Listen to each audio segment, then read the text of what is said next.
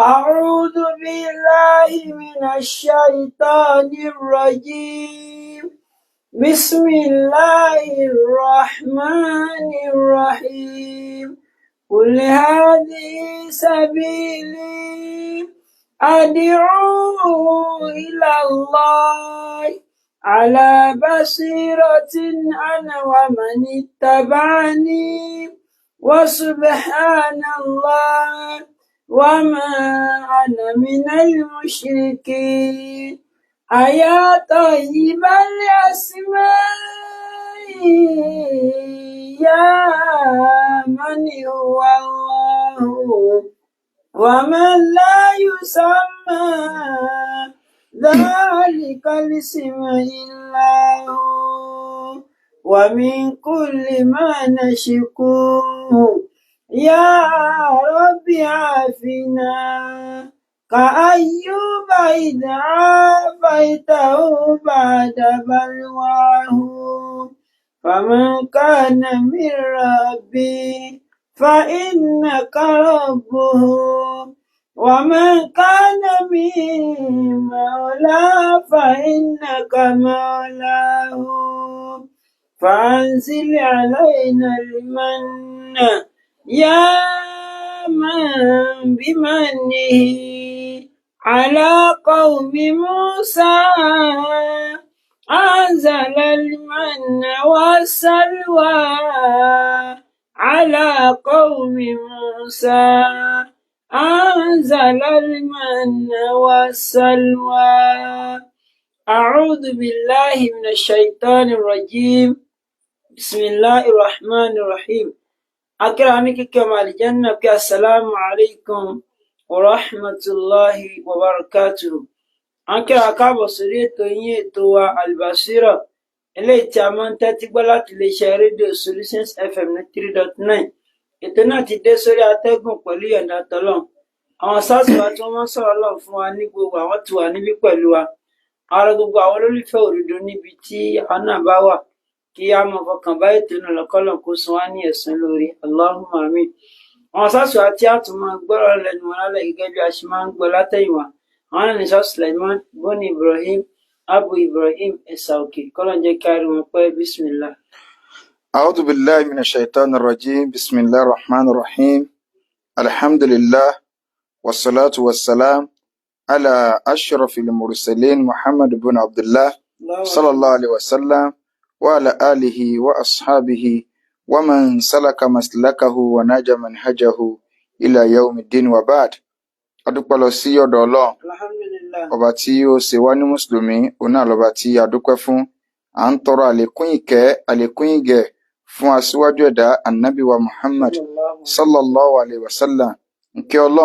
Ọlọ́run kó máa bá Ànábì àti àwọn aráalé rẹ̀ àtàwọn sàhábà rẹ̀ àti gbogbo àwọn mùsùlùmí tí à ń tẹ̀lé ojúkọ̀nà tí Ànábì wa sallallahu alayhi wa sallam tó filẹ̀ títí ó fi di ọjọ́ tó jẹ́ pé la yanfa'u fihi malun wala banun. Owó ọmọ kò ní ṣàǹfààní illa man ata Allah biqalbin salim. Àfẹnitọ́wọ́ pàdé Ọlọ́run balikọ́lá Allah pẹ̀lú ọkàn tó là kù níbi ẹbọ ṣíṣe àti ìwà nifaq. À ń fi àánú Ọlọ́run bẹ Ọlọ́run. Àdánwò tí yọ́ bá wa táfìlà sí Islam mọ́ Ọlọ́run má jẹ́ kó ṣẹlẹ̀ sẹ́ni kọ̀ọ̀kan wa. Àmín. Bákan náà gbogbo ẹ̀yin olólùfẹ́ ètò Al-Basira tí ẹ̀ ń gbọ́ wa káàkiri gbogbo ibi tí ẹ ti ń gbọ́ wa, àtàwọn tá à ń wò wá lórí ẹ̀rọ ayélujára ti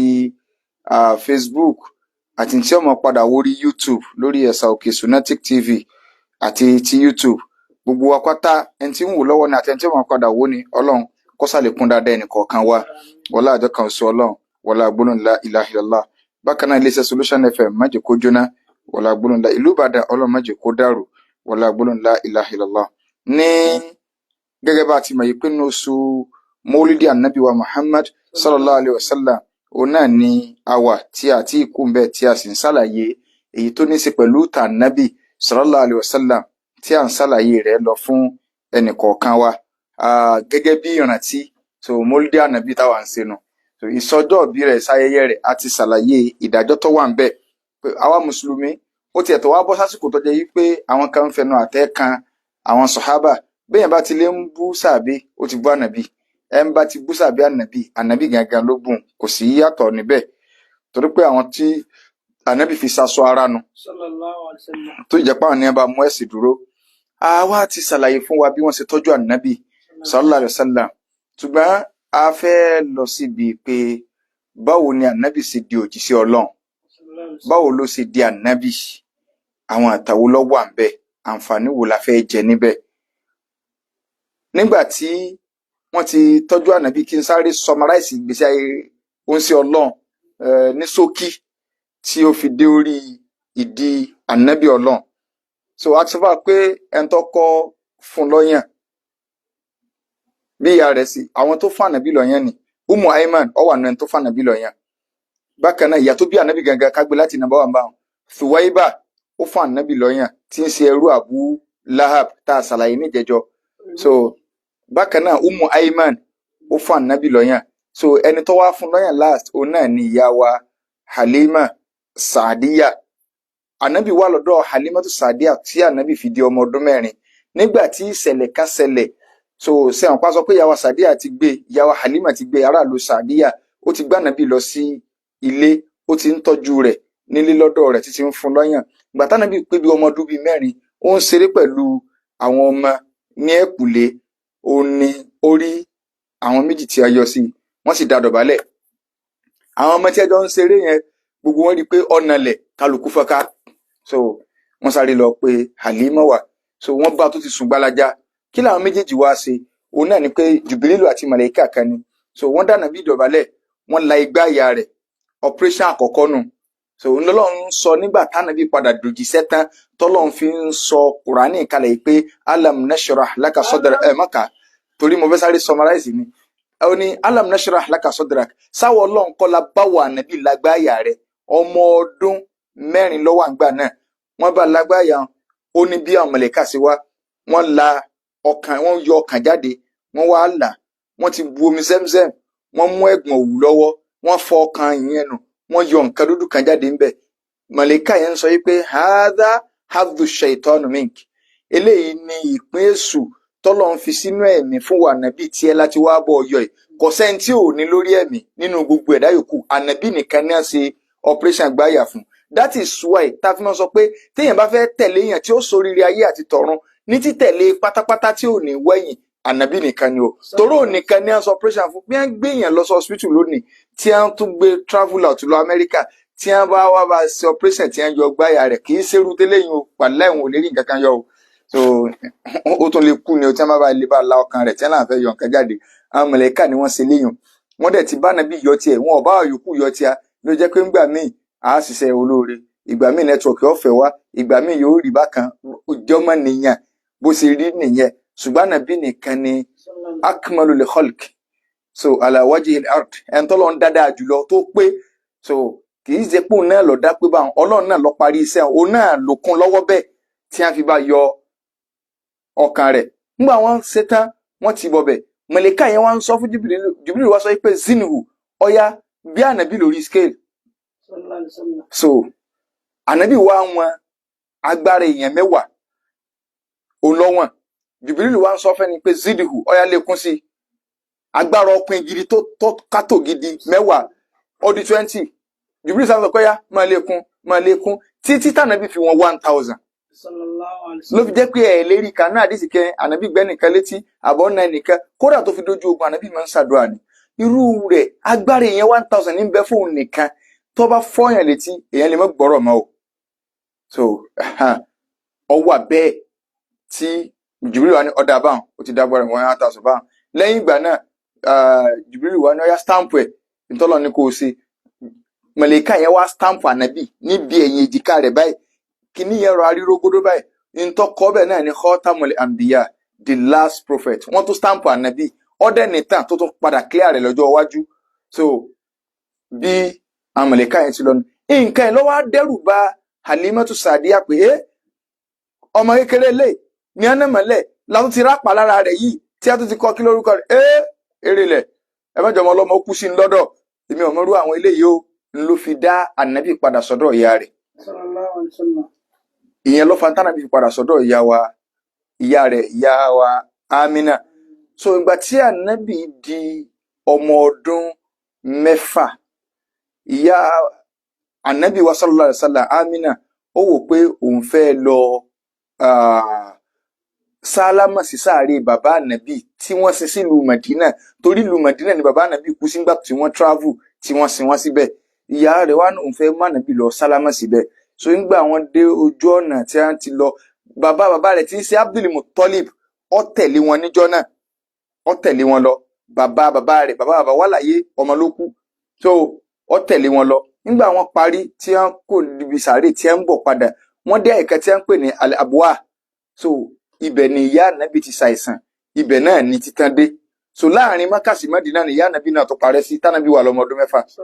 ló jẹ́ pé òríjínà ọmọ òrukàn tọ́lọ́ ń gba òbí rẹ̀ méjèèjì nítorí pọ́lọ́ ń fẹ́ jẹ́ kó yé pé èèyàn lè má lé ẹnì kankan èmi Ọlọ́run ni mo ṣe tán tí n bá fẹ́ parí iṣẹ́ kì í ṣe pé nítorí kóbi wà láyé.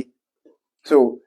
Ọlọ́run parí iṣẹ́ rẹ̀ ọgbà ogun tẹ́lẹ̀ máa wò bàbá rẹ̀ ló wá tọ́jú ànábì láti ọmọ ọdún 6 yẹn bàbá yẹn náà tó tọ́jú ànábì fọdún 2 ìyẹn Abdul Muttalib bá ànábì tó ṣe pọ́ ọmọ ọdún 8 bàbá yẹn tún jáde láyé ẹ máa wo nǹkan o. So bàbá yẹn ti wá sàsọ́lẹ̀ yìí pé kí Abu Talib yìí òun ló jẹ́ Ṣẹ̀kíkù ọmọ ìyá kan náà ọmọ bàbá kan náà ló jẹ́ fún Abdullahi àbúrò rẹ̀ ní Abdullahi bàbá ànábì. Bàbá wọn bímọ tó pọ̀ ṣùgbọ́n ọmọ ìyá tí Abdullahi bàbá ànábì ní Abu Talib tó jẹ́ gbọ̀n fún bàbá ànábì òun ló wá mú ànábì sọ́dọ̀ òun sì lólórí àwọn kèfèrí Mákà ó sì jẹ́ ní ìka tó jẹ́ wípé ó gbajúmọ̀ òun ló wá tọ́jú ànábì títí tá a bá lè sọ pé ta ló láṣeyọrí lórí ànábì Abu Talib yìí ni ó tọ́jú ànábì títí tó sì wà láyé tánàbì fi ń lọ bí 50 years kó tó di pé Abu Talib kú. Ṣùgbọ́n Abu Talib sì ní ẹni tá a lè ṣàdúrà fún nínú tó fáwọn èèyàn kan lórí rùn kí ló dé sí àbá ànábì sáwọn náà sí yàrá àwọn náà. So ọ̀rọ̀ ẹ̀sìn ọ̀rọ̀ kéwù ni tá a padà ṣàlàyé rẹ̀ ṣùgbọ́n kí ìsọ̀rọ̀ òní mo fẹ́ sáré gbé wa débi bá ànábì ṣe dòjì sí Ọlọ́run. So ànábì bẹ̀rẹ̀ ìgbésí ayé rẹ̀ báyìí nílùú Mẹ́kà wọ́n mọ ànábì sallallahu alaihi wasallam síwájú kọ́lọ́n ó tó gbogbo ìgbà tó wà lọ́mọ ọdún 13 kódà ọmọ ọdún 13 ló wà tí ẹ̀gbọ́n bàbá rẹ̀ Abu Talib títí ń mú travel ìrìn àjò láti lọ sí bísínẹ́sì ẹran láti lọ sí bísínẹ́sì òwò jẹ́ so láti máa ṣe bísínẹ́sì òwò ànábì ń lọ sílùú Sham látọmọ ọdún 13 so tí wọ́n sì ń rí àwọn nǹkan ìmọ̀lára rẹ̀ bí kí wọ́n máa mú jáde lọ kí wọ́n pàdé páàdì so àwọn páàdì àwọn Yẹ̀wùdí pé níjọ́ tí Abu Talib kọ́kọ́ mú travel wà ní páàdì sọ pé ọmọ tí ó rùn ọ̀pá ẹ̀ ògì ń sì jíbo àbí òòrùn sì jíbo ànábì tó rùn ọ̀pá ọmọ eléyìí mú padà kì í ṣe ọmọ tí èèyàn mú káàkiri báyìí o ọmọ eléyìí ó ní future kan o so mọ́jú wọn bọ̀ pàdánù o so ọlámi o so torí àwọn páàdì yẹn ti máa mì ibẹ̀ yẹn lọ́pọ̀lọpọ̀ àwọn kan ti ń sì gbọ́yé pé àbí ń wo sẹ́ni rárá torí pé alùlì kìtáàbù ni wọ́n àwọn ní tírà wọ́n ti sọ gbogbo àmì kódà níbẹ̀ nínú tírà wọn tí wọ́n ti ṣàlàyé lẹ̀ tó jẹ́ pé nígbà tẹ́nìkan fẹ́ wá gbà síláàmù nǹkan yẹn ló tírèsì wà bánàbí lẹ́yìn ìgbà tánàbí pé 40 years tó ní ọ̀gá àwọn páàdì tọ́já gbà fáànù páàdì lọ sọ fún wọn pé the last prophet ti ń bọ̀ o níbi èjìká rẹ̀ báyìí stamp kan wà ń bẹ̀ wọ́n ó ti kọ́ bẹ̀ báwọn ṣe rí kàánú ta oríta wọn nù. So àwọn sáìn tó pọ̀ ni Isa ti ṣàlàyé ni Musa ti ṣàlàyé lórí ànábì kò tó dé. So àwọn tí wọ́n bá wá nímọ̀ ń pa Tàórátà àti Ìnjílà yẹn yóò wá dàbí ẹni tí ń wọṣẹ́ lọ́dọ̀ àwọn èèyàn pé kò tó ní máa ṣe nǹkan báyìí kì í sí gbogbo àwọn tí ń lọ bá àbáwọn tí ń pàdé wọn kì í ṣe alágbègbà kì í ṣe babaláwo àràǹtí òye bí kò ní rọhib páàdì àfàànù Yahudi àbáfàànù Nasara wọn ò dákọ babaláwo wọn ò dákọ káhínù lè nínú tí a sírọ gẹ́gẹ́ pé wọn wá pàdé sáhírù onídán àbí káhínù àbí alágbègbà rárá. So àwọn tí wọ́n ń rí nù ànábì ló sẹ́mi àwọn ará Mẹ́kà nífẹ̀ẹ́ rẹ̀ gan wọ́n nífẹ̀ẹ́ ànábì débi pé wọ́n mọ̀ sí olóòótọ́ èèyàn wọ́n mọ̀ sí olódodo wọ́n mọ̀ sí ẹni tó ṣe é fọkàn tán ọmọ tí wọ́n sì ń mú yẹn gan ni gbogbo wọn nífẹ̀ẹ́ rẹ̀ kódà wọ́n tó dá ẹgbẹ́ kan lẹ̀ Mẹ́kà ànábì èròjíṣẹ́ ọlọ́ngbà náà so wọ́n ń pe ẹgbẹ́ yẹn ní Hilful Fudul. Àwọn wo ajìjàgbara lórí ẹ̀tọ́ ọmọnìyàn torí pé àwọn èèyàn kan wà ní Mẹ́kà bí Abu Jali, Abu Labi, nǹkan gbogbo wọn tẹ́jà àwọn kèfèrí yẹn wọ́n ti sọ Mẹ́kà di bí ìgbà táwọn ọmọ ńlẹ̀ fẹ́ máa gbowó lẹ̀. Ẹ ń bá wa tajà torí ilé ọjà ní Mẹ́kà táwọn yẹn máa ń kọjá wa káàkiri àgbáyé láti ìjọ tó ti pẹ́. So àwọn tẹ́sí fẹ́ wá sí Káàbà náà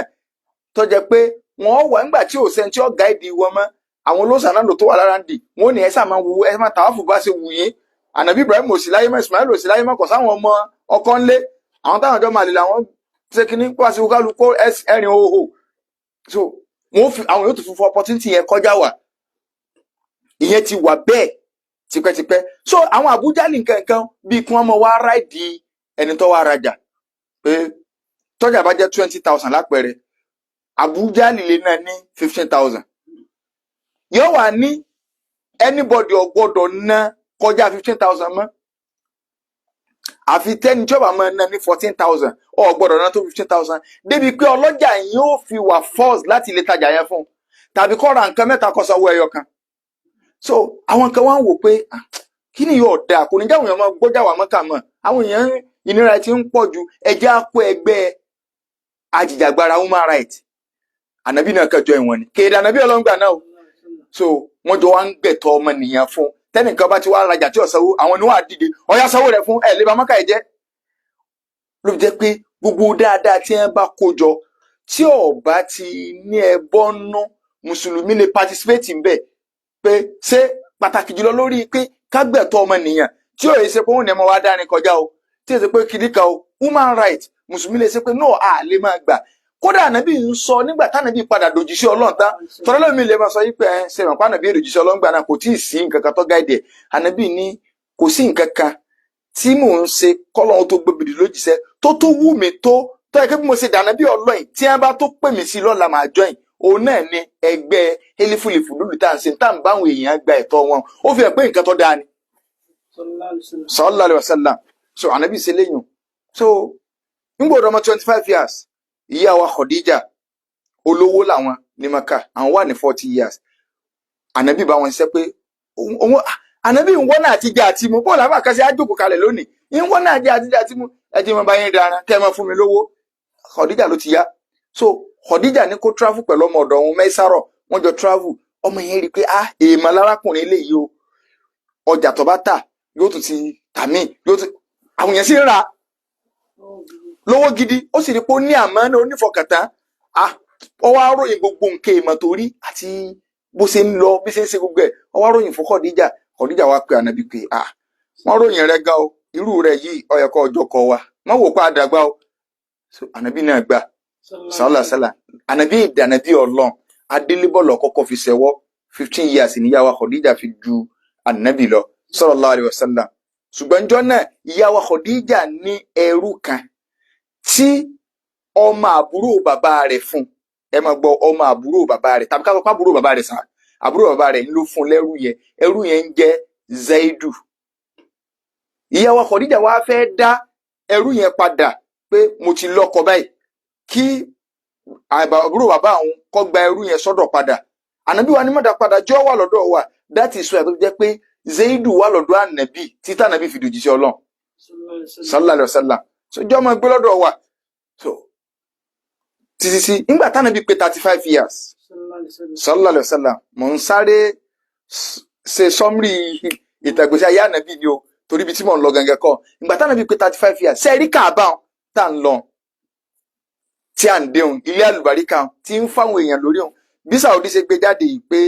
gbogbo ajé 2026 owó rẹ̀ gbọ́dọ̀ wọlé pẹ̀lú ìparí November. Ṣe rí tí wọ́n sọ Nàìjíríà ló lè máa jọ lójú pẹ̀lú ògo Ọlọ́run mo lè ka àwọn bíi kọ́ńtì bíi 5 tí ṣe wájì wọn ti parí. Tó jẹ́ pé ìwúlẹ̀ tí wọ́n ń parí ilẹ̀ bẹ́ẹ̀ tẹ́lẹ̀ àwọn ẹni ẹ̀dí irú àwọn Indonesia Malaysia kankan ẹni tí ó lọ 2027 ó ti sanwó rẹ̀. Ǹjẹ́ ìyẹn ṣe ń pariwo ń bì sí wọn ẹni tí ó lọ 2027 ti sanwó rẹ̀ wọ́n ti mẹ́ni tí ó lọ 2028. Àwọn ti létò yẹn lẹ̀ kì í ṣe pé bí ó ṣe á máa di gbàrọ̀ gbùdù mí tí ó gbọ́ àmọ́ forí gbára wọn lásìkò dáì mínítì nǹkan kan ìyẹn ni Saudi náà wá wò pé ẹ jẹ́ ká kọ́ sí àwọn ẹni. òfin ni kí ogo ti parí, yóò jẹ́ pé ogo sí ájì ò ti parí gan before Ramadan, gbogbo létí kálukú ó dé sí gbogbo everything ẹ̀kan máa lọ pẹ̀lú ọ̀rọ̀ rọ̀ṣẹ̀, kò sí nǹkan kan tó lé ń bẹ̀. Kì í ṣe pé wọn ò fẹ́ ká wá sí Mẹ́kà mọ́ ni, ọ̀rọ̀ lílu kó ni. Téèyàn bá dé hajj tẹ́ wọ́n táwọ̀ ọ̀sẹ̀ débẹ̀ tẹ́ mọ̀ wá kì í tẹ́lẹ̀ jókòó ń ta tí wọ́n mọ̀ ní wọ́n ń bọ̀ wọ́n ń pínlẹ̀ o, alẹ́ pínlẹ̀ àti ìmọ̀bílẹ̀ ìgbẹ́rù sí àti ìmọ̀bílẹ̀ téèyàn máa ṣe wàhálà àjọ téèyàn máa ń débẹ̀ kò yí sí o, àwọn alájọ ti máa tẹ́ sí báyìí o, èèyàn yóò débì kan wọ́n pẹ́ ọkọ̀ rẹ̀ mí ẹ mọ́ pé mọ́ o, kálukọ́ mọ́ gbá irú rẹ̀ tí wọ́n wá ní o, tójú ó ti lé ẹdúró 3 hours 4 hours ẹ̀ tí ì rí lé, ìjọ méjì ẹlòmíì lè má rí lé tí gbogbo ọ̀sán àwọn dàrú. Táwọn Indonesia nǹkan gàba ti ń dé wọ́n ń wọnú yàrá wọn lọ́nu torí wọ́n tó kúrò nílùú wọn, wọ́n ti fún nọ́mbà hòtẹ́ẹ̀lì, kì í ṣe pé 9 minutes ni wọ́n gba gbogbo nǹkan lẹ̀, rú nọ́mbà rẹ̀ ó ti mọ̀, wọ́n wọnú kí níbẹ̀ wọ́n lọ́nu yàrá ni. So ibi tí mò ń ti lọ ni pé kí la sọ débi ọ̀rọ̀ ajínà Káàbà tá à ń lọ. So ìgbà táwọn ibi pé 35 years àwọn ará Mẹ́kà wá wò pé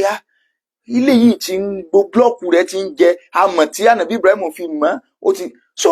kò sì sáwọn ànàbí Ibrahim láyé mọ́, kò sẹ́ni ẹ̀kan láyé mọ́, àwa la sì ń yá bẹ́ẹ̀ lò ẹ̀jẹ̀ ilé Ọlọ́run ni a kàn kó sábẹ́ ni ẹ̀jẹ̀ àtúnkọ́ káwá rí sí blọọkù rẹ̀ míì. So wọ́n wá ní owó pírójẹ́tì yìí oyè báyìí ní ọ̀nà wọn o, ṣùgbọ́n kálukú owó tó bá fẹ́ mú wá ọ gbọ́dọ̀ jòwó àlàálì tí ò ní rí níbi pé mo lọ dífá mo yẹsẹ́ wò mo ṣe kìíní kan, àwọn náà wọ́n á fòfin lẹ̀ kò ní jówó ẹ̀ṣẹ̀ torí àwọn mọ̀ pé ilé Ọlọ́run ni. So ṣé ẹ mọ̀ pé téèyàn bá kéde bá ń pé owó àlàálì ló nídìí ẹ má jẹ́ nǹkan yín yóò kéré díẹ̀, kódà tẹ́lómi bá lè ṣàdúrà tó wájú pọ́lọ́ máa ń gbàdúrà ojú ẹsẹ̀ báyìí tí ó sàrí máa ṣẹ kéèyàn kan sọ pé Ọlọ́run wọ Ọlọ́run gbogbo bí aráàmù bá wà lára mi máa yọ kọ́ máa jáde kúrò lára, apá ọkọ̀ fòyọ lára ẹlòmíì pé aráàmù gan lọ́jà pàdé ogun báwọn ó di píàn. So ẹlòmíì bóyá ní ọ̀sẹ̀ kújú kankan lọ báyìí tí wọ́n ní sí nǹkan tó wájà lálẹ́ ra yín náà ni. So ṣùgbọ́n kọ́lọ́ ó kíyèsí owó táwọn ará Mẹ́kà rí ó kéré dídí ibi tí Káàbà dé ká sọ pé 10 feet ni mo fi ṣàlàyé ní o kì í ṣe 10 feet o, ká sọ pé 10 feet ni owó tí wọ́n rí kò lè jẹ́ ojú 7 feet lọ mọ́. Ẹnu ọ̀nà méjì ló sì ní ìgbà wọn wo owó yẹn kò lè kọ́fà rẹ̀, wọ́n á filẹ̀ lẹ́nu ọ̀nà kan tó wà dòní o, wọ́n wá ṣe níbi ibi tágbára wọn mọ́, ọ wá kó òkúta Hajarul Aswad, òkúta tá a máa ń pẹ́ láwọn white lòkúta yẹn ń jọ́ tọ́lọ́ wọn sọ kalẹ̀ láti sánmọ̀, ànàbí ní ẹsẹ̀ ọmọ ànàbí Ádámà ló sọ di bláàkì. So ara Káàbà báyìí ló wà, wọ́n wá ní òkúta táwọn yọ yìí nígbà táwọn fẹ́ wo ta ni ó gbé ibẹ̀ padà, ẹ̀ ń bá ti gbé ibẹ̀ ó ti gba glory ayérayé, ó ti gba champion, gbogbo wọn wá ń fà mọ́ra wọn lọ́wọ́ pé ta ni ó gbé ẹ̀kẹta ọ̀dà ẹ̀ ń bá ti gbé bẹ̀ ìdílé wọn ni wọ́n máa pariwo lọ pé ìdílé lágbájá báyìí ni wọ́n ní ọ̀dà náà ẹja fílẹ̀, ẹni ọba kọ wọ àárín wa ń bì ní ìsìn bá ti ń fọ̀rọ̀ lọ yìí ìdájọ́ tó bá dá ńlágbà níjọ́ náà ń tọ́ ọkọ̀ wọlé ló ń ṣe Ọlọ́run sallallahu alaihi wasallam bí ogun wọn ṣe ránà bí báyìí ànábì wà lọ́mọ 35 years ńgbà náà bí ẹ ṣe ránà bí wọn ni wo ẹni tó tiẹ̀ wọlé yìí dáa olùfọkàntà tí gbogbo wa gbà fún ni Muhammadu ní tá à ń já sí ni bá wa dájọ́. So ànábì bá ní kò sí wàhálà, ọba mú aṣọ rẹ̀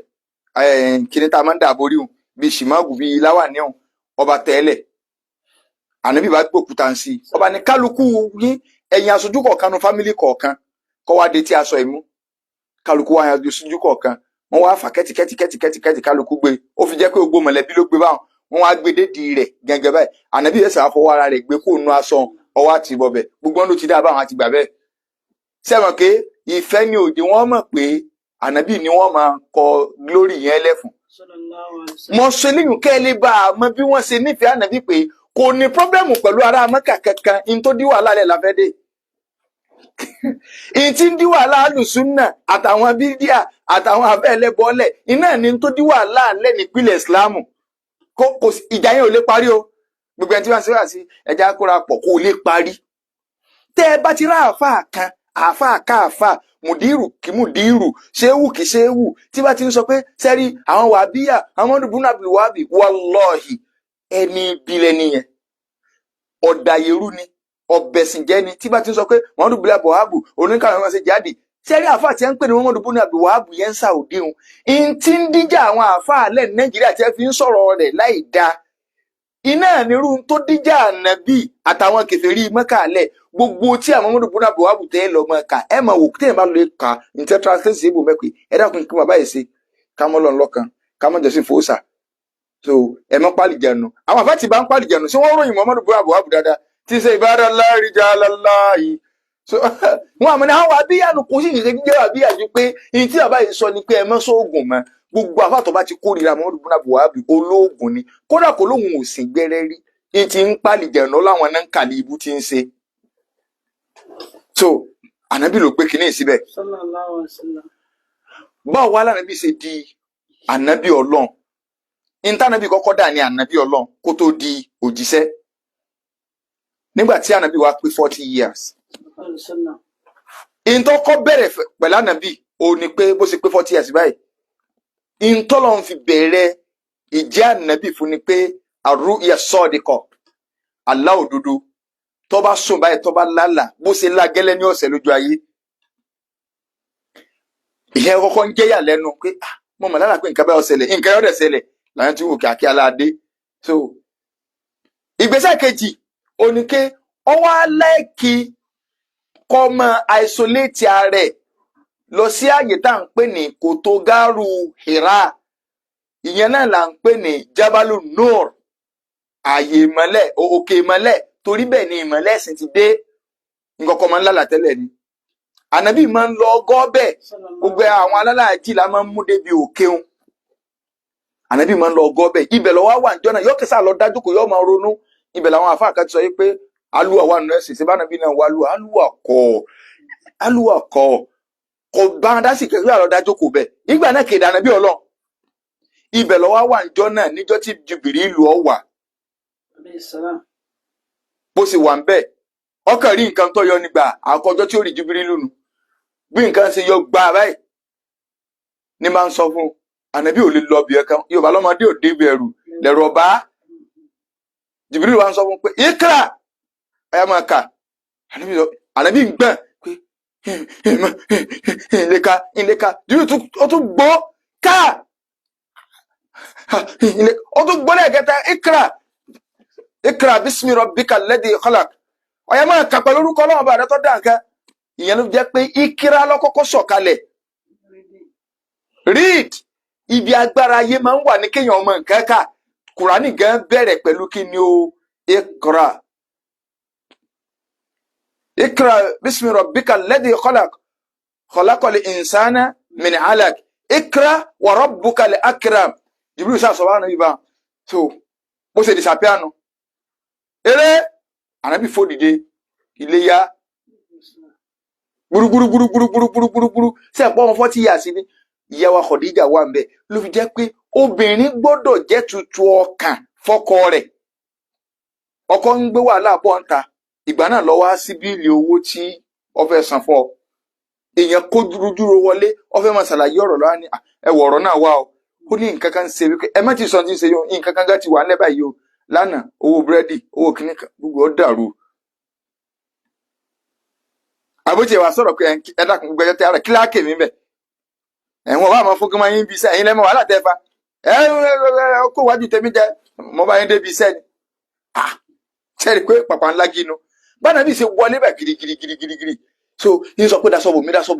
mi ńgbọ́ Ọlọ́run ó tó padà sọ àwọn àyà mi ìkalẹ̀ Ọlọ́run tó nígbà tí yẹ tó Ọlọ́run tó wá fi ànábì pa ké dasọ́bò mi ìwọ tó ń pe dasọ́bò mi ẹ máa wọ́n náà ké ó lo ìwọ tó ń pe dasọ́bò mi ọba tó ṣe bẹ́ẹ̀ ló ṣe bẹ́ẹ̀ ọyá Ọlọ́run wá fi ìṣẹ́tànàbí ṣe ó fi fún nínà gíjẹ bàbá dasọ́bò mi ọyá ìdìde báyìí o ẹ wá máa ṣe kìlọ̀ so ànábì sàn sí dasọ́bò ìyá Khadija bá dasọ́bò so nígbà tí òtútù yẹn lọlẹ̀ ànábì bá fún ìyá Khadija ní kí ló ṣẹlẹ̀ ló bá fún nírò pé tí mo rí ni wallahi nǹkan bíi 4 àbí 5 ló tẹnu ìyá wa Khadija jáde níjọ́ náà obìnrin ìyá wa Khadija ní mo fi Ọlọ́run búra Ọlọ́run ò lè dójú tì ọ́ láíláí Ọlọ́run ò lè fi àdánwò kàn nítorí pé kí ni innaka latasilu rahim nǹkan àkọ́tọ́ kánú sẹ́rí àwọn tí wọ́n fẹ́ kà téèyàn bá máa ń ṣe kọ́kàn rẹ̀ ó balẹ̀ ìyá Khadija ní àbí wọ́kọ́ ni wọ́kọ́ mi innaka latasilu rahim ọmọ ń dẹbi pọ̀ sọ̀rọ̀ kò pọ́n ẹbí ti já lọ́wọ́ tiẹ̀ ọ̀tá ti mú ọ. ìntí à ń wò fún ọ́nṣẹ́ tí wọ́n ní ọmọ dọ̀dọ̀ ẹbí mọ́ kágbára tó lè bá a kọ́ ni wọ́n ní ọmọ bẹ̀bí sí wọ́n ní ọmọ bẹ̀ ní kẹ̀kẹ́ sí o. dídẹbí pò mí ní pé ká máa háwó fẹ́ bí kì í ṣe pé ọlọ́ni ọ̀ya máa háwó fún wọn o wọ́n sì bẹ́ẹ̀ rárá. ìdẹbí pọ̀ béèrè àlàáfíà ojú tó bá yẹ kó o ṣe má ṣe bínú. ẹlòmíín gbà pé owó rárá owó kọ́. innaka latasilu rahim watakiri drive ẹlẹ́ẹ̀kejì ìyàwó Khadija ní ọmọ ń pàlejò lé ẹ̀yin ọmọ bẹ́ẹ̀ sí máa ń ṣe sálejò. ìyàwó Khadija ní túbọ̀ fún mi pé láíláí ìyà ò lè jọ́ ò lè kàdáwò àkọ́kọ́ ní pọ̀ ń dẹbí pọ̀ ẹlẹ́ẹ̀kejì ní pọ̀ ń pa àlejò lé ṣé wọ́n ń pọ́n lé. ẹlẹ́ẹ̀kẹta tí ìyàwó Khadija dá akọ ni pé wàtáhìmìlù lìkàlà ìwọ ẹ lọ máa ń bẹ́lẹ́rù gbẹ́rù bùkátà ò ní bùkátà ó sì sọ di tara tiẹ̀ àdáwọ̀ wà kàn láíláí. ẹlẹ́ẹ̀kẹrin wàtẹ́kìsìbùlì màdùm ìwọ yìí ń téèyàn ò lè rí lọ́dọ̀ ẹlòmíì lóore tẹ́ ẹ̀ lè rí ara rẹ ní ẹ ti ń rí. tó o bá tọrẹ fún èèyàn ò lè rí ọrẹ ń bò mí mọ̀ ó di mélòó ó di mẹ́rin. bákan náà ó ní wàtúrínù aláàánáwá ibil haq tó bá ti jẹ́ wípé nǹkan òdodo délẹ̀ báyìí wọ́n máa ń ràn yàn lọ́wọ́ lórí òdodo ni. àwọn nǹkan ọlọ́run ò lè fi fiọ́lẹ̀ sẹ́rí pé ẹ wo nǹkan tó kà kalẹ̀ fanabi sallallahu alaihi wasallam àlẹ́lẹ́ ìwọ ńlọ́wọ́ àrí ipa yóò sì fọ́. sẹ́rí pé tómi máa kọ́ sọ lẹ́yìn òfin tí ń gbé kinní bọ̀ sẹ́rí pé pọ́blẹ́mù yẹn ti kọ́kọ́ solve at least lé 80% ọkàn ọkùnrin ti kọ́kọ́ balẹ̀. Alhamdulillah. Ìyá Khadija wa ní tọ́wọ́ wá rí báyìí ó ní bá a ti máa ń ṣe o. ọmọ àbúrò bàbá mi kan ń bẹ ìdí ibẹ̀ làwọn àfọwọ́njálà bí òótọ́ gbọ́yé wọ́n ń pẹ níyẹn ní Warakatu bunu Naufal. Warakatu bunu Naufal yìí kìí ṣe babaláwo. Ta ni Warakatu bunu Naufal? ó ti ṣe Christian rí Nasara ni kó tó kú ń bẹ. ọwọ́ ajẹ́ nìkan tó jẹ́ pé òní máa ń kọ bíbélì pẹ̀lú èdè Hébérù. ọmọ ń pa kìtáàbù ó ti kọ Tàórátà ó kọ Ìnjílà tó fọwọ́ ara rẹ̀ kọ́ ọmọ ń pa rẹ̀ gẹ́. Khadija wá wò pé irun tó lórí yìí èmi ò gbọ́ rí ṣùgbọ́n ọmọ àbúrò bàbá mi ń bẹ láyé tóun tún ní experience jẹ́ á lọ ọba nígbà táwọn oúnjẹ àbí bàbá bọ́ bẹ̀ wọ́n ò ní yá Khadija má nàbí jáde ó múra láwọn àgbà kí ló dé Yorùbá lẹ́fù náà ni. So torí pé n ti ń ṣẹlẹ̀ yẹn àti tí ẹ ti ń study lára ànábì táwọn apáàdì ti ń sọ pé ẹnì bí ó ṣe rí nì jẹ́ á lọ ọbẹ̀ ń tọ́ máa ń pa irú nǹkan báyìí. nígbà àwọn dọ́dọ̀ Warakatu bunu Naufal Khadija sọ gbogbo ń tó ṣẹlẹ̀ fún ní tí Warakatu bunu Naufal kọ́kọ́ sọ ní pé ọmọ ṣe o kuntu jad'an kí ó sì jẹ́ pé ọ̀dọ́ ọmọ wa bó ti ń sọ̀rọ̀ ẹ̀ kó jẹ́ pé níjọ́ tí àwọn èèyàn rẹ bá lé ọ jáde kúrò nílùú Mẹ́kà ànábì bá ní ṣé wọ́n lé mi jáde ní àwọn ní wàláhì wọ́n lé ọ jáde. ìyẹn tó sọ yìí sọ orí ń tọ́ ọlọ́yọ sí ọ ìyẹn tí máa ń yọ sí Musa tí máa ń yọ sí Isa nù òní máa ń wá fún Musa àti Isa mùsùlùmù ẹni tí máa ń sọ̀rọ̀ kọ̀kọ̀ fún Musa báwọn ṣe máa ń pè lọ́dọ̀ wọn nu kọ̀dá ọkọ̀ mọ̀lẹ́kà pé ọ̀gbẹ́ni tó ọlọ́yọ sí ọ ẹni tí máa ń wá bá Musa àti Isa náà nù. àwọn èèyàn rí ó lé ọ jáde ànábì ní àwọn tí wọ́n nífẹ̀ẹ́ mi àmọ́ nífẹ̀ẹ́ ara wa ó ní òtí màá ká ó náà kàn dùn mí ni pé tí n bá wà láyé ńjọ́ náà bó ṣe sọ́dọ̀ nínú ọ̀sọ́ di poẹ́mù ó ní làjájí tó wà kóńtò fi díkìrọ̀ làjújà. làjájí tó wà kóńtò fi díkìrọ̀ làjújà. لقد طالما طالما بعث النشيجا. Wárákà ó ní ọmọ ṣe o mo ti ń retí ti pẹ́. Ó ní mo ti dúró tí mo sáà ti ń retí tí mo ti ń retí irú tí àlámọ̀rí tó jẹ́ wípé ìrètí mọ̀ ń bọ̀ ìrètí àlámọ̀rí tí mò ń retí yìí ń fa ẹkún ọkàn fún mi tí mò ń rò ká wọ̀ náà níjọ́ lànà bíi ìkẹyìn tí ẹni yọ wà wà sí fín. من خديجة بعد فقد طال انتظاري يا خديجة. Ó ní wà wá sí fín ìròyìn tí mo gbọ́ yìí látọ̀dọ̀ Khadija bó o ṣe ròyìn tó ròyìn fún mi pé ẹni yẹn ó rí báyìí ànábì ló rí báyìí ó ṣe báyìí ó ṣe báyìí ó ní ó ti pẹ́ tí mo ti ń retí ọ̀gbẹ́ni pé níjó ni ó wà mú ànábì Kẹ́hìndé sọ lè jẹ́ abaláwo kọ́ máa sọ àbẹ́yìn òrórin ìka ẹ̀yìn oúnjẹ lábì níṣó bíbá tí ní mọ́kàtáìnì hadithuki an aramini khuruja. Mo ti ń retí pé tí ó bá jáde Mẹ́kà yóò jáde Mẹ́dínà àti ń retí rẹ̀ yìí pé níbo ni wọ́n sà sọ pé Arabian Peninsula náà ni ó ti jáde ó ti pẹ́ tí mo ti ń retí rẹ̀ bí máa kọ́ bárìtì náà. bárìtì ní mi nǹkan lè pè sí. Mina ruhbani akérò wà ń Yahuda. Ẹgbẹ́ tó wí bì ó ní pẹ̀lú tí wọ́n Khadija fún wa nírò àti ọ̀rọ̀ àwọn páàdì tí ẹ ti sọ́lẹ̀ tó tún sọ pé àwọn páàdì náà ti máa ń sọ báyìí bí kò pàdé rẹ̀ ńjọ́ kan bí kò ó ṣe báyìí ẹ̀rù mò ń kórìíra kí nǹkan yẹn wá lọ dàrúdàpọ̀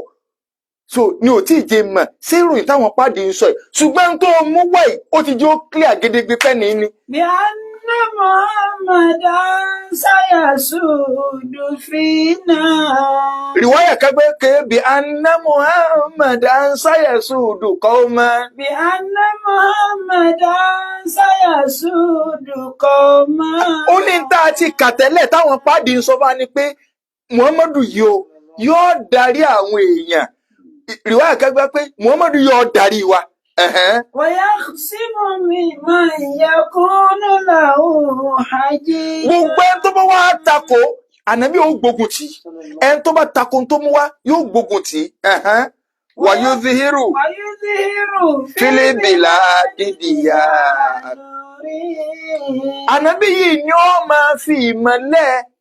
òye ìmọ́lẹ̀ hàn nínú ìlú ìmọ́lẹ̀ lóde yìí kì í ṣe gómìnà kankan ni mo ń sọ ìmọ́lẹ̀ gángan ń sọ wọn pé ànábì ni ó máa fi ìmọ́lẹ̀ hàn káàkiri. Yuqimu bil bariyata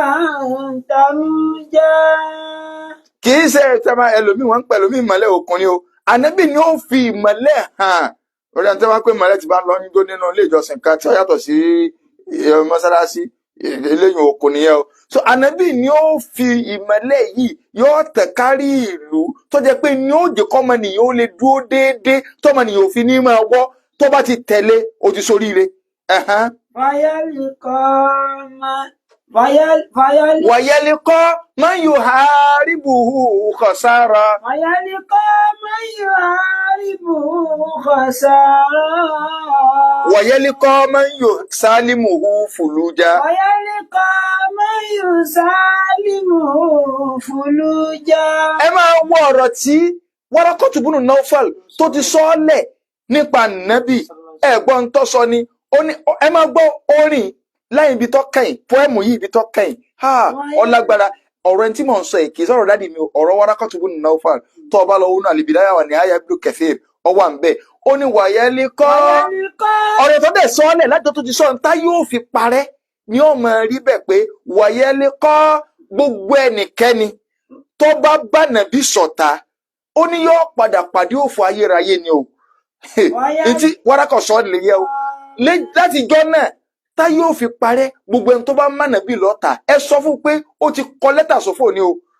Wàyẹ̀lìkọ́ man yuharibuhu khasara. Wàyẹ̀lìkọ́ man yusalimuhu fuluja. Àní gbogbo ọwọ́ níṣẹ́ wá rí gbogbo ẹnikẹ́ni tó ká Nábì mara tí ó bá ṣọ̀tá tó kọ́ ànábì mọ́ra tó nífẹ̀ẹ́ rẹ̀ ẹ sọ fún ẹni pé irú ẹni bẹ́ẹ̀ ó ti mú ọ̀nà àbáyọ rẹ̀ wá òun ti wà lọ́nà àbáyọ ó ti rí ọ̀nà àbáyọ sí ìgbésí ayé rẹ̀ ọ̀rọ̀ rẹ̀ ọ̀dàrú mọ́ o. Àyà àlàyé ìdámọ̀ kánàdàkùn. ọwọ́ ń dun Waraka ibn Nawfal ó ní ọmọ dùn mí nígbà tí ànábì yìí tó bá di pé tó bá ànábì lọ wà báyìí ǹjẹ́ ọba dòjìṣẹ́ ni wà lóde ǹjọ́ tó bá di pọ́lọ́ ń gbé ọ̀dìrí kó sì jẹ́ wípé kóhun tó àwọ̀là tí ń bá wọ̀ láyé ńjọ́ náà èmi ní kọ̀kọ́ jẹ́ àkọ́kọ́ ẹni tí ó jáde pé ọmọ ogun rẹ dé mo wà lẹ́yìn rẹ. Walau kana alladhi karihati Quraishi. Kódà bí Kùrẹ́ṣì kórìíra tí wọ́n kórìíra rẹ tí ẹ gbógun tì ọ́ èmi ni ó wà ní tí ó kọ́kọ́ jáde walau ajẹ́tìbí màkàtì àjíjá. Wọn ọba máa ké kí Mákà àwọn Kùrẹ́ṣì ọba máa pariwo kí Mákà wọn ọba bọ̀ ló kọjá èmi ní kọ́kọ́ gbá fúrọ́ǹtì béèyàn bá wọn sàbí ló kọjá àwọn ọmọ gbá fúrọ́ǹtì táwọn máa dìfẹ́ǹdì wọn ni tọ́lá ẹ̀ ń bá ti kórìíra sàbí ó ti kórìíra ànábì oríṣiríṣi àdánwò lọ́wọ́ ó fi dé.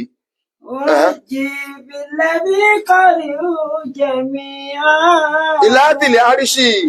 Ìlàdìlẹ̀ àríṣì ní sábàlú òrùjà. Ó ní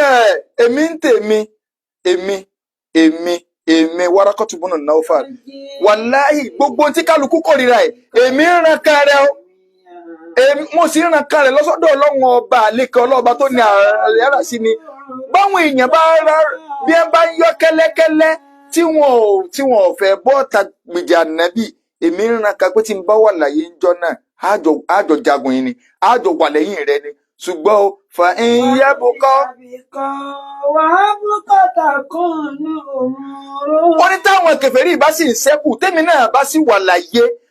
ó ní àwọn àlámọ̀rí kan máa bẹ o tí ó máa ṣẹ́kù lọ o. Yàdí jù ní kọ́fìrú náà àdájíjà. Kèfèrí ó padà tí kábàámọ̀ bọnu nígbà ọba dijọ́ tí ogun bá dé ṣùgbọ́n gbogbo tí Waraka ń sọ ọ̀rọ̀ tó sọ ni tó sọ fún ìyá wa Khadija tánàbí náà sì fi tí ara rẹ̀ gbọ́ so ọkàn nàbí tó wá balẹ̀ sí ṣùgbọ́n wá bá nàbí inú jẹ́ pé sáwọn èèyàn ó sì lé mi jáde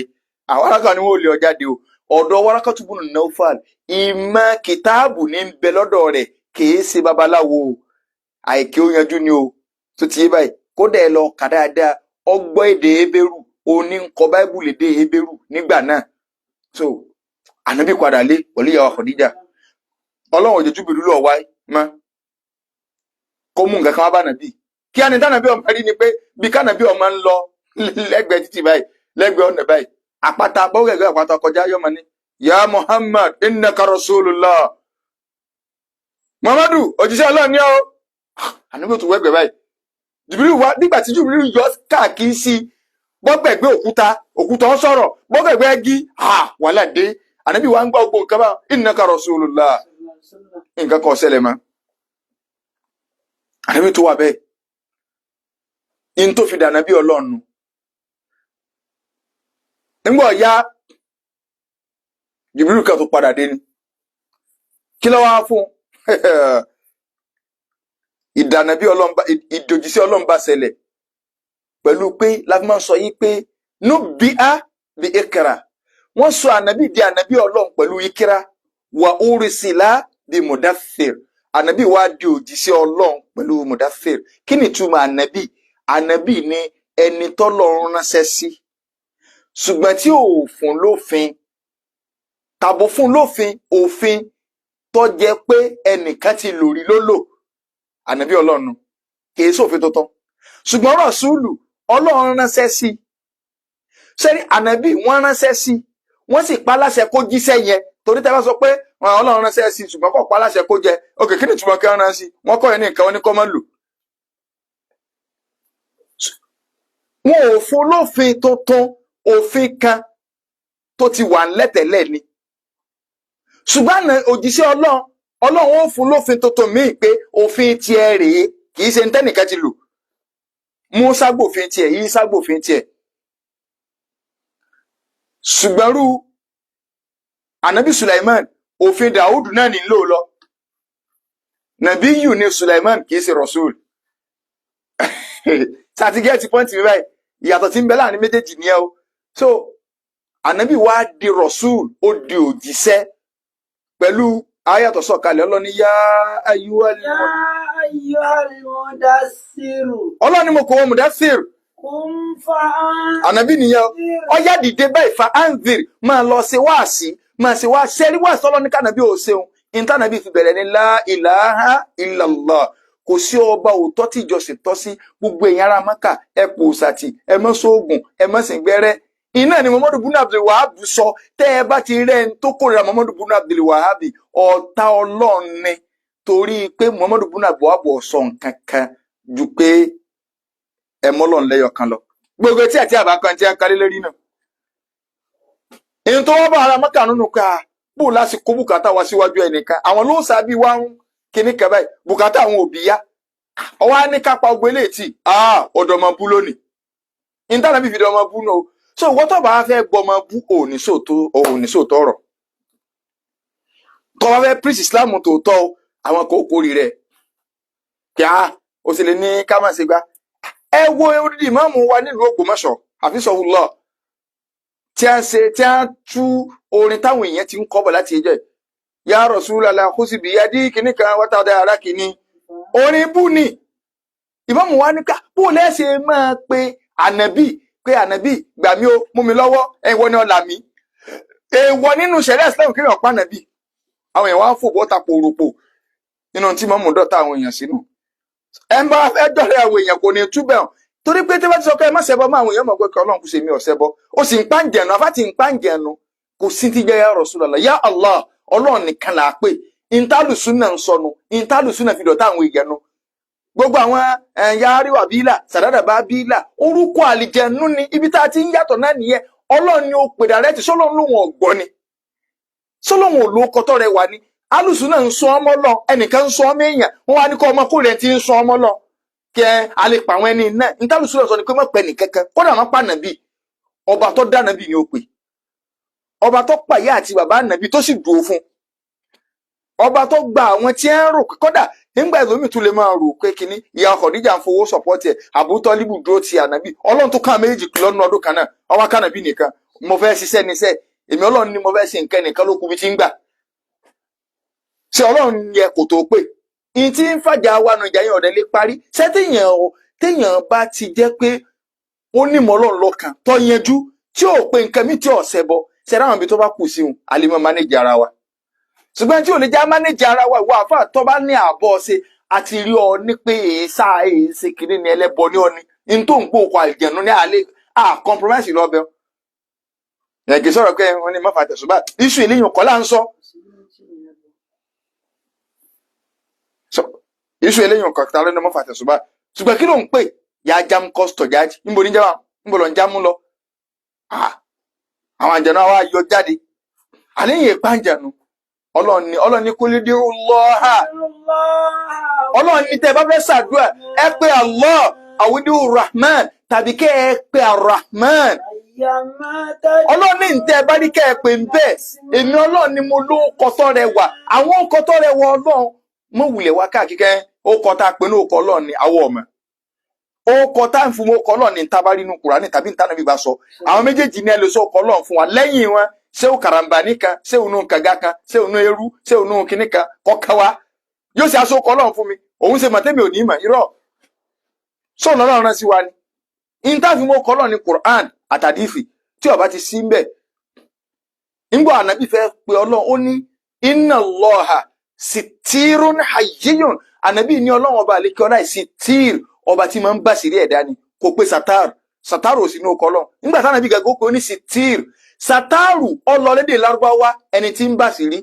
kò sí ti ń jẹ́ yá sataru sùtúrú ní rárá yá sitir torí ńgbà tí Ànábì ó pè sitiru ló pè kódà sí sataru nù Kùránì sitiru ló wà nínú àdìsí ṣùgbọ́n sataru lọ nínú èdè Lárúbáwá torí ismu mubalaga ni sitiru náà mubalaga ni tí ó bí kí owó ìṣòro a máa yé èèyàn nu kọ́lọ̀ ń kọ́ sànù wa kọ́ wọlé àjọ kan oṣù rẹ̀ kọ́ wọlé gbólóhùn la ilaha illallah. So a sì ń tẹ̀síwájú náà ṣùgbọ́n a fààyè gba ìbéèrè so wọ́n tún ní ká bá wọn sọ àwọn elétò tí wọ́n bá àwọn èèyàn ṣe online registration lórí káàdì ìdìbò pé wọ́n ti extend ẹ̀ dáadáa pé inshallah bí wọ́n ṣe wá níjò ní àdúgbò Fátúsì yẹ tá a bá ti yà wọlé Fátúsì tá à ń sọ pé à ń lọ ilé ẹgbẹ́ ní Tóminsìn so ilé ẹgbẹ́ Ìrọ̀rùn Olúwa so pé wọ́n láwọn ó tún wá sí gbogbo àdúgbò gbogbo ẹni tó wà lọ́nà àdúgbò pátá ọ̀nà gbáko ọ̀nà nǹkan tí ó ti ṣe registration so pé kí wọ́n tún wá níjọ́ Sunday tí ń bọ̀ látago 9 so pé àwọn ó tún wá síbẹ̀ láti wá bá wọn ṣe wọ́n tún pè wá ń rọ̀lẹ́ pé kájọ ká bá wọn sọ pẹ̀lú yọ̀ǹda tọ́lọ̀ náà àwọn tá a bá ní ìbéèrè níjọ́ Sunday tí ń bọ̀ ní o láàárọ̀ láago 9 090 gbogbo ara gbáko ní ara ayégún nǹkan lọ́lọ́dẹ so 09098 88 99 39 091 2 mẹ́rin 99 39 so fún àwọn tá a bá ní ìbéèrè 090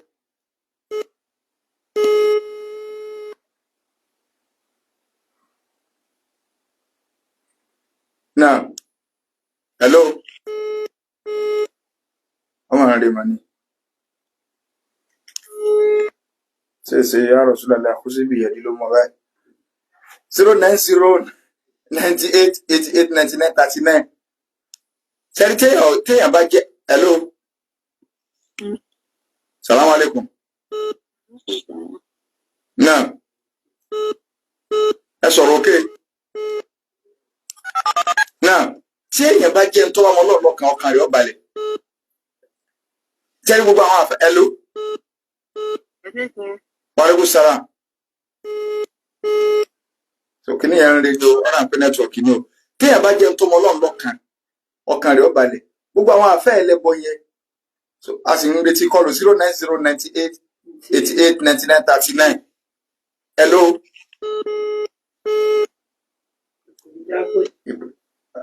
bóyá kọlù tó fẹ́ wọlé pọ̀ ní ń jára kálukú ń fara lẹ́gbẹ̀ẹ́ ń fara nẹ́fàṣẹ nìyẹn o náà hello so ọkè ìbalẹ̀ láàrin ara wọn bí wọ́n bọ́ bàtà lẹ̀ báyìí tó dẹ́ ti mọ̀ pé àárín àwọn olóògùn náà wà láì nínú ọgbà wa nínú márùn làárọ̀ bí tàwíìdù tó wà ń bẹ mọ́ ọjọ́ kan wọ́n balẹ̀ aláwọ̀ fífi lálẹ́ báyìí tẹ́lómẹ́wàá mú ọjọ́ kejì rú èmi báyìí nínú ọ́fíìsì níbo ọ̀jẹun kòókò ní ọ́fíìsì láàrin àwọn àfẹ́lẹ́bọ̀ wọ́n ti bu nǹkan sí ọmọ akéwì kò ní trọ́sì àwọn àfọ́ọ̀nì trọ́sì ọmọ akéwì ó ní pẹ́psì mo gbé kalẹ̀ ẹgbẹ́ májèmájẹ mo gbé sí tí mo jáde lọ lẹ́ẹ̀kan tó sì wà ń sísí bọ́ba tó ti pa ara wọn ni bọ́ba dé ká àmọ́ mọ́ tó nígbà tó jẹ́ pé wọn yóò ti wò pé wọn ò ti kún nǹkan sí 090 náà hello wàlẹ́kùn salam hello wàlẹ́kùn salam wàlẹ́kùn salam náà. ẹ dákun ìbéèrè tó ní rẹ ṣé ọjọ́ eré ni àbí èèmọ náà ìkíni ní kí ó ní lágbára ní àbí èèmọ. kí lẹ wí. ń gbọ́ béèrè yẹn dáadáa o. àbí ọjọ́ eré ni àbí ìyọ̀ǹda tó lọ kí ó ní lágbára ní ìyọ̀ǹda náà. níta nílò.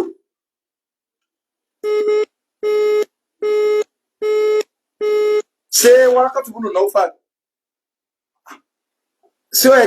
ẹnìkan kọ̀ wọ́n lágbára tó bá jẹ́ pé ti Wárákàtù búnú Náúfàl lẹ̀ ń béèrè ìmọ̀ tó ní tí wọ́n ti kà nínú ìwé tó wá gbọ́rọ̀ yẹn ẹ̀yẹ orin tá a tún yẹn pé àìwọ̀ Àdíjà wà wá swin mí kọ̀dí ìjà tàbá àdà wá swin ìròyìn tí kọ̀dí ìjà fún wa yìí ó jẹ́ ká mọ̀ pẹ̀lú tá a ti kà. so kọ̀sẹ́ni àká nítorí ti sọ́lẹ̀ náà nígbò onímọ̀ ń pa rẹ̀ information tó wà lọ́wọ́ rẹ̀ náà ló gbólé lórí ẹ̀wọ̀n bá nàbí ṣe sọ̀rọ̀ arákùnrin kan tí ń bọ̀ Uwais Al-Qarni tánàbí ròyìn rẹ̀ lẹ́gbẹ̀ẹ́ arákùnrin kan wà náà tàbí náà kì í sẹ́yìn sábẹ́ mi o ọmọ Yámánì ni o nǹkan báyìí ó wà lára rẹ̀ kòkòrò kan mu tí a ń pè ní ògòdò yóò ti san ṣùgbọ́n yóò ṣẹ́kù bìkan níbi apá bìkan báyìí tí ò ní tí ì san tán ó sì ní ìyá láyé ní sì máa ṣe dáadáa sí ìyá rẹ̀ ẹni Ọlọ́run ni olólóore jù náà àwọn tí ń bọ̀ lẹ́yìn mi lẹ́yìn ẹ̀yin sábẹ́ o gbogbo ohun tó bá sọ fọ́lọ́run lọ́wọ́ bàdìkọ́lá máa ń gbọ́ ànábì ti júwe rẹ̀ láyé Abubakar wọ́n ń wá káàkiri Abubakar ń gbọ́n sàbí ń wá ayé Umaru ní rí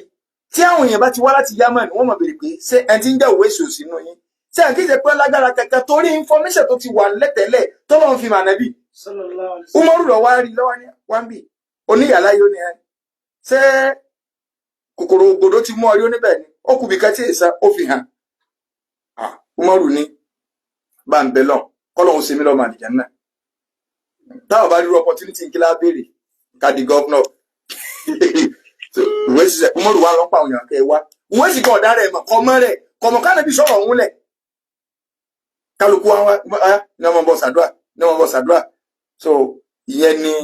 ntọ́wà 09098889939 ọ̀rọ̀ à ń pé kọ́ọ̀lù ń jalọ àwọn lálẹ́ 091242939. Hello.